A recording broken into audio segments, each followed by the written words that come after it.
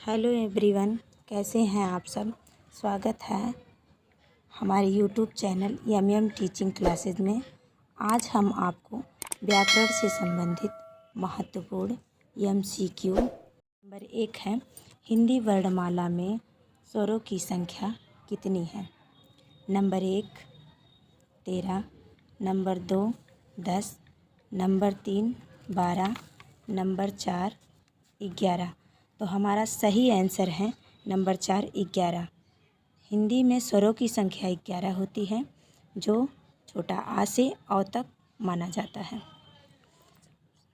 Question दूसरा, जिन वर्णों का उच्चारण स्वतंत्र होता है उसे कहते हैं। नंबर 1 व्यंजन, नंबर 2 व्याकरण, नंबर 3 बोली, नंबर 4 स्वर। तो इसमें हमारा आंसर होगा नंबर 4 स्वर। स्वर जो है अपने आप में स्वतंत्र होता है और इसे किसी और वर्ण की आवश्यकता नहीं होती है। अब हमारा अगला क्वेश्चन है नंबर 3, हिंदी भाषा में ह्रस्व स्वरों की संख्या कितनी है। Number 1 2, number 2 11, number 3 7, number 4 4। तो हिंदी भाषा में ह्रस्व स्वरों की संख्या 4 होती है।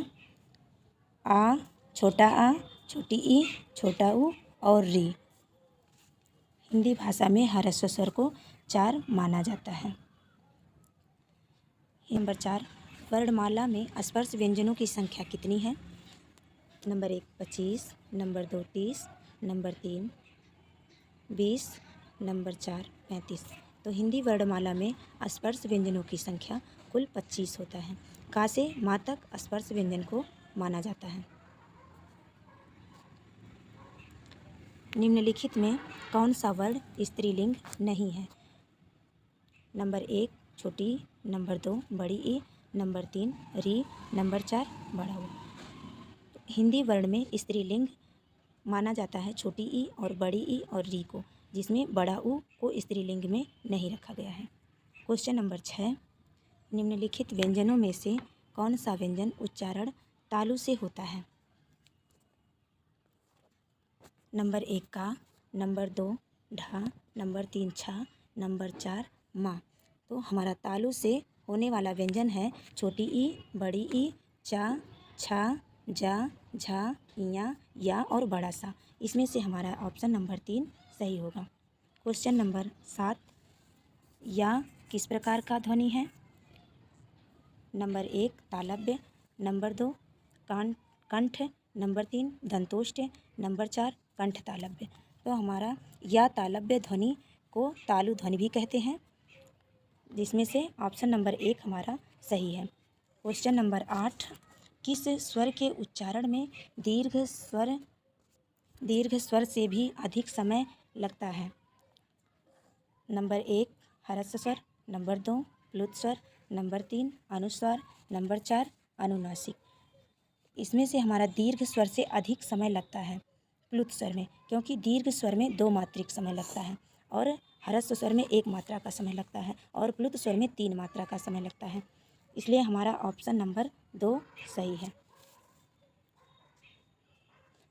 क्वेश्चन नंबर 9, जिन ध्वनियों की गणना ना स्वर में की जाती है ना व्यंजन में, उसे क्या कहते हैं। नंबर 1 अयोगवा, नंबर 2 अंतस्थ, नंबर 3 ऊष्म, नंबर 4 आगत। तो जिन ध्वनियों की गणना ना तो स्वर में किया जाता है और ना ही व्यंजन में किया जाता है, उसे अयोगवाह वर्ण कहते हैं। अयोगवाह वर्ण की संख्या 2 होता है, जो अंग और आह होता है। क्वेश्चन नंबर 10, ऐसी कौन सी 2 मात्राएं हैं जिनका प्रयोग तो किया जाता है किंतु उनका समावेश स्वर में नहीं किया जाता है। नंबर 1 अंग और अ है, नंबर 2 री और छोटा ऊ है, नंबर 3 अंग और अह, नंबर 4 बड़ा अ और छोटी ई है। तो इसमें से हमारा करेक्ट आंसर होगा नंबर 3, क्योंकि अंग और अह को स्वर में नहीं गिना जाता है, यह अयोगवाह वर्णों में इनकी गिनती होती है। क्वेश्चन नंबर 11, एक से अधिक वर्णों के मेल को क्या कहते हैं? एक से अधिक वर्णों के मेल को व्यंजन कहते हैं।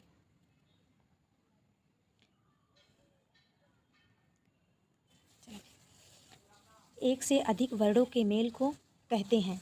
नंबर 1 व्यंजन, नंबर 2 स्वर, नंबर 3 अनुस्वार, नंबर 4 अक्षर। तो एक से अधिक वर्णों के मेल को व्यंजन कहते हैं, क्योंकि सभी व्यंजन वर्णों में आ जुड़ा होता है।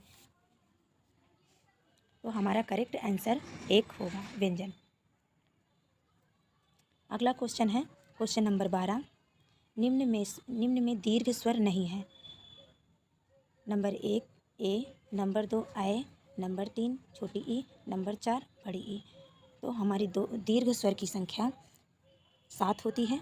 बड़ी ई, बड़ा ऊ, ए, ऐ, ओ और औ, जिसमें से हमारा ए, ऐ और बड़ी ई है, और छोटी ई को दीर्घ स्वर में नहीं रखा जाता, यह लघु स्वर में माना जाता है, इसलिए हमारा ऑप्शन ई सही होगा। अगला क्वेश्चन है नंबर 13। निम्न में अंतस्थ व्यंजन कौन सा है? नंबर 1 वा, नंबर 2 जा, नंबर 3 सा, नंबर 4 गा। अंतस्थ व्यंजन की संख्या 4 होता है। या, रा, ला और वा।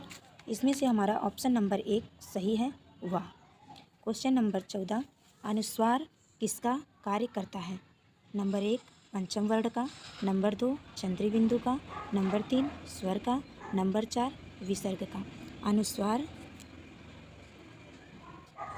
पंचम वर्ण का कार्य करता है। नंबर 1 ऑप्शन हमारा सही है, क्योंकि पंचम वर्ण की संख्या 5 होता है।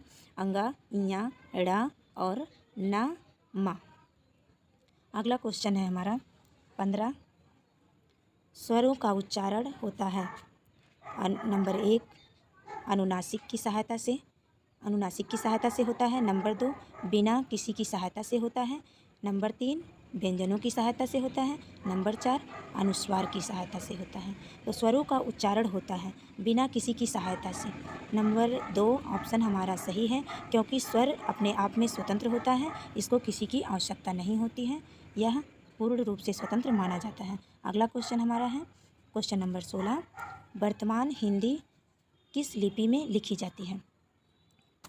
Number 1 Pali, number 2 Kharoshti, number 3 Devanagari, number 4 Mandarin. तो हमारा सही ऑप्शन नंबर 3 है, देवनागरी। देवनागरी लिपि में यह बाएं से दाएं लिखी जाती है। सही ऑप्शन हमारा नंबर 3 देवनागरी लिपि है। अगला क्वेश्चन नंबर 17। हिंदी दिवस किस तिथि को मनाया जाता है? हिंदी दिवस नंबर 1 14 अक्टूबर, नंबर 2 29 दिसंबर, नंबर 3 27 फरवरी, नंबर 4 14 सितंबर। तो हमारा करेक्ट आंसर है नंबर 4 14 सितंबर, क्योंकि 14 सितंबर 1949 को हिंदी को संविधान सभा द्वारा भारत की राजभाषा घोषित किया गया था। इसीलिए हिंदी को 14 सितंबर को हिंदी दिवस के रूप में मनाया जाता है। अगला क्वेश्चन हमारा क्वेश्चन नंबर 18। हिंदी की आदि जननी क्या है? नंबर 1 अपभ्रंश, नंबर 2 संस्कृत, नंबर 3 पाली, नंबर 4 प्राकृत। हिंदी की आदि जननी संस्कृत को माना जाता है, और संस्कृत को देववाणी के नाम से भी जाना जाता है, इसलिए हमारा ऑप्शन नंबर 2 सही है। अब चलते हैं हम अगले क्वेश्चन पर। नंबर 19। वर्णों के कितने भेद हैं? Option number 1 2, option number 2 8, number 3 10, number 4 7। तो हमारा इसमें से करेक्ट ऑप्शन होगा नंबर 2। वर्णों के 2 भेद होते हैं, नंबर 1 स्वर, नंबर 2 व्यंजन। अब हम अगले क्वेश्चन पर चलते हैं। निम्नलिखित में से शब्द में री की मात्रा का उपयोग हुआ है। नंबर 1 वृष्टि, नंबर 2 रिपु, नंबर 3 क्रिया, नंबर 4 वर्षा। इसमें से हमारा करेक्ट ऑप्शन है वृष्टि। वा में री की मात्रा लगा हुआ है, रा में छोटी ई की मात्रा, का में री की मात्रा और बड़ा सा पर रा की मात्रा लगा हुआ है, इसलिए हमारा सही ऑप्शन नंबर 1 होगा, जिसे वृष्टि में री का मात्रा लगा हुआ है। अब हमारा आज का क्वेश्चन पूरा हुआ। ऐसे ही व्याकरण से संबंधित क्वेश्चन के लिए आप हमारे चैनल को सब्सक्राइब करें। धन्यवाद।